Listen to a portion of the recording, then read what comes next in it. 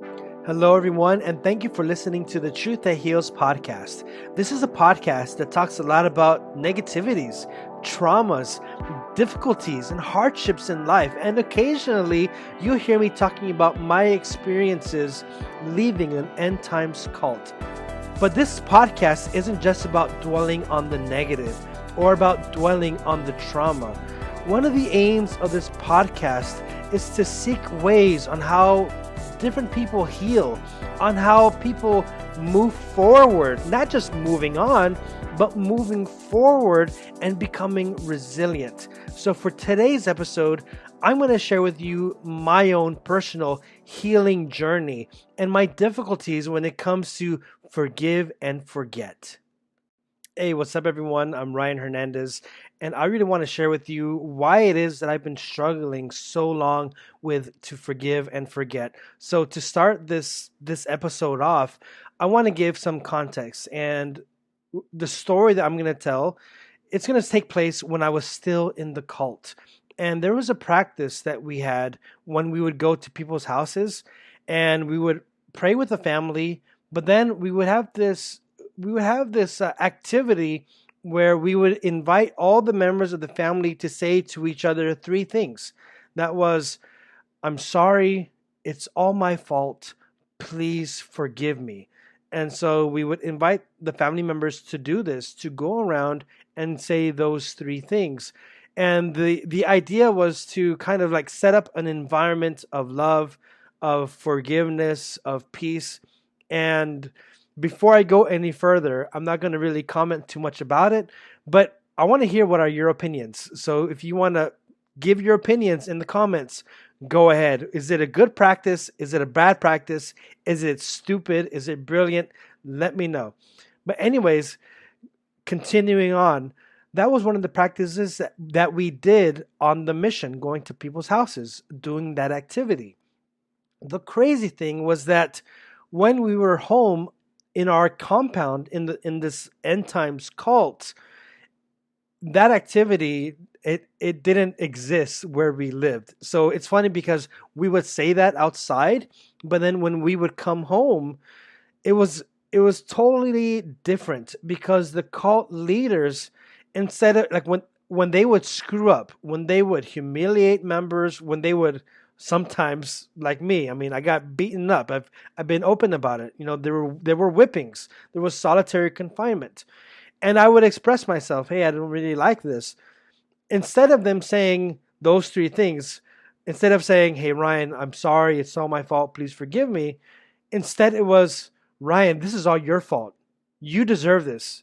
And then it was like, you should be grateful that we're forgiving you. So it was a very confusing time of my life because going to people's houses, I was trained to say those three things, but yet in our own compound, the leaders weren't living by that. It was always the fault of the members. If something bad happened or if something didn't go to plan, and it was clearly the leader's fault or the leader's uh, lack of responsibility, it was still our fault and we had to pay for it. Sometimes we would not be given food.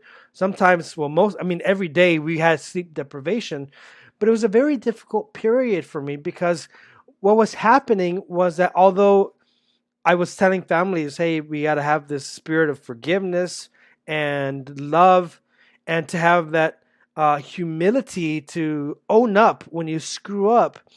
The crazy thing was that in our own compounds, the leaders weren't giving us that example. And so what was happening was, I believe I was, you can say, brainwashed, programmed, whatever. But I feel that I was just training my mind to see myself as the bad person at all times. And that is within the cult, with in terms like with the leaders, they were always right. If something didn't go to plan, if my emotions were hurt because they beat me up, then hey, I must have deserved this. This is God's love for me. So that was my mentality during so many years. And I've already shared a bit how I left, and it was a very dark period in my life.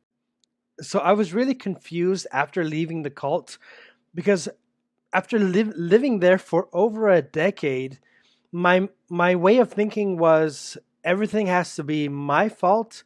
And if like if I have a feeling that I've been harmed or offended, there was always this mentality of to forgive and forget, move on, and pretend that those things never happened. That was the environment I lived in for so many years.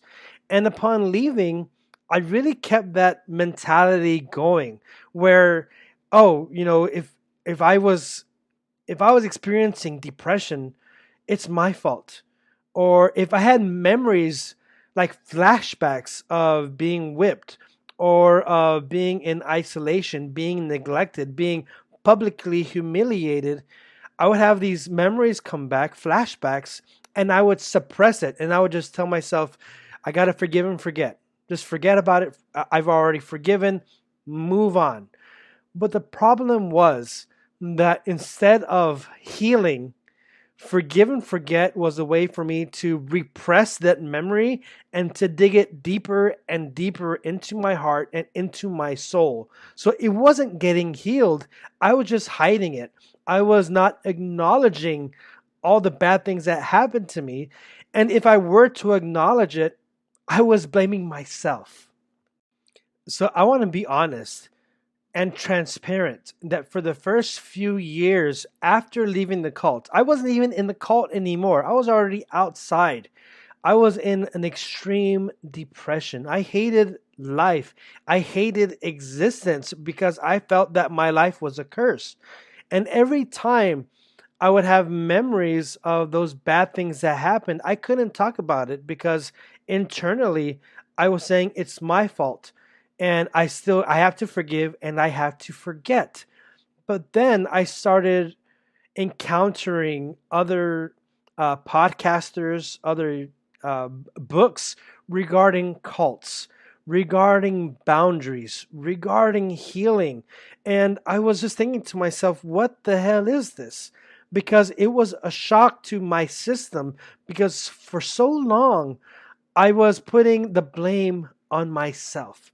So opening my mind was a way for me to open my heart, because I was saying, oh, I forgive and I forget, but the truth was I wasn't really forgiving. I think personally this is what abusers want. They want us to water down forgiveness. Forgiveness for abusers, it's something cheap.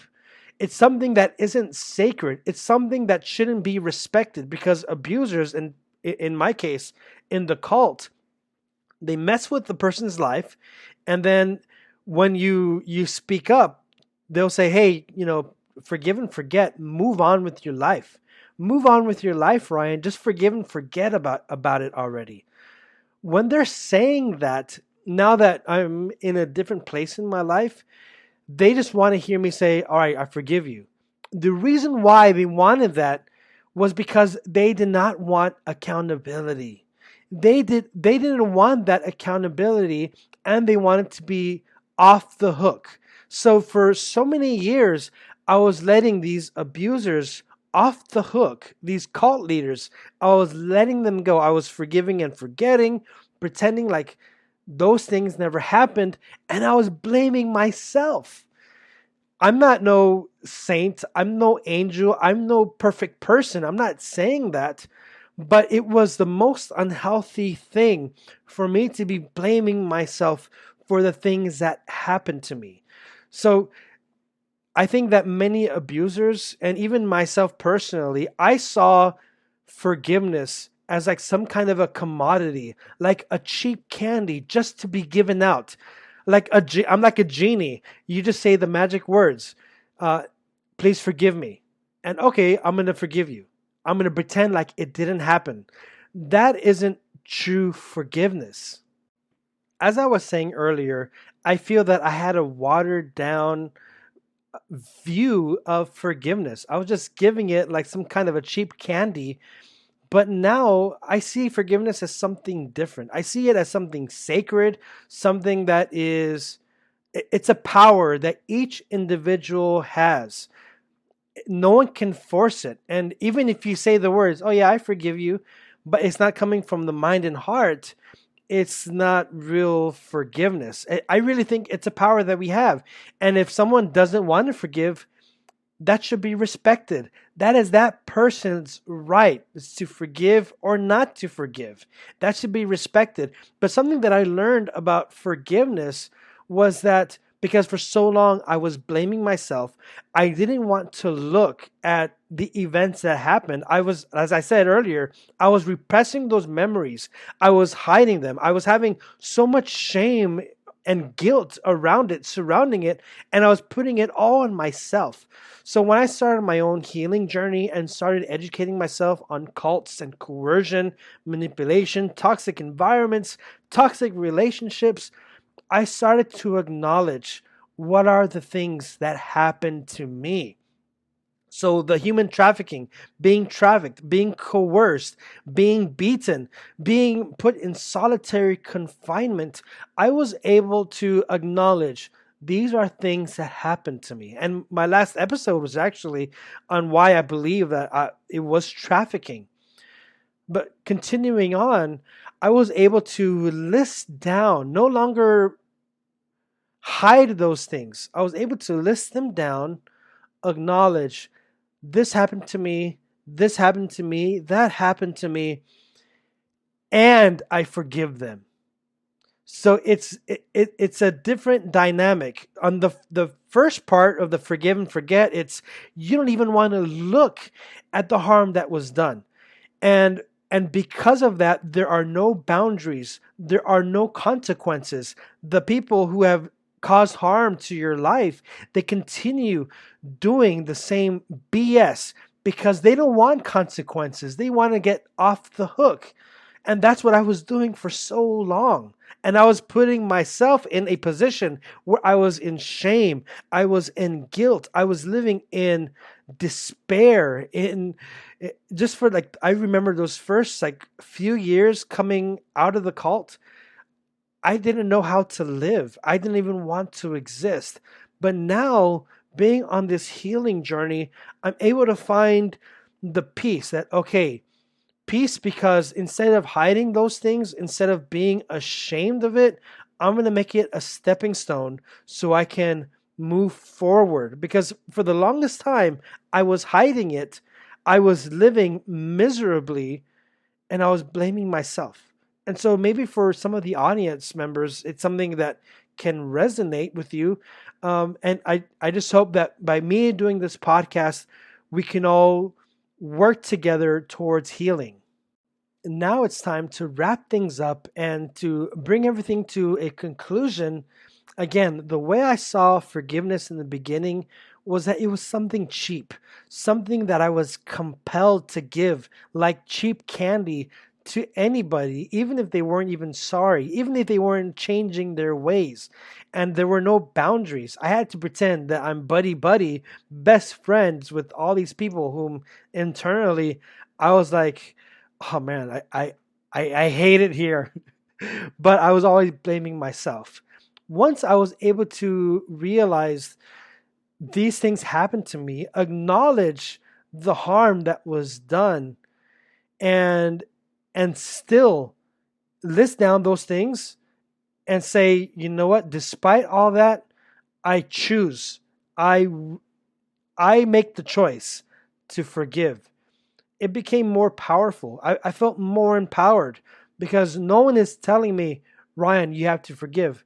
And even if people were telling me, I didn't care because it's my choice to forgive or not to forgive. And it felt more powerful, more meaningful when I was able to acknowledge those things and still choose to forgive. But ultimately, it's your choice. It's up to you. If you don't want to forgive, you should be respected, and I respect you. But if you're going to forgive somebody, I highly advise maybe don't forget, maybe learn from it, learn the history, And it's okay to have boundaries. It's okay to not speak to that person anymore. Or if you need space, it's okay. Have space. You should be respected, and forgiveness isn't something cheap. It is a superpower. It is a gift that we have, and we shouldn't be compelled or forced to give it away to anybody. So that's it for today. Thank you for listening to the Truth That Heals comment. Please like, subscribe, share this with others. And if you would like to share your thoughts, feel free to write in the comments.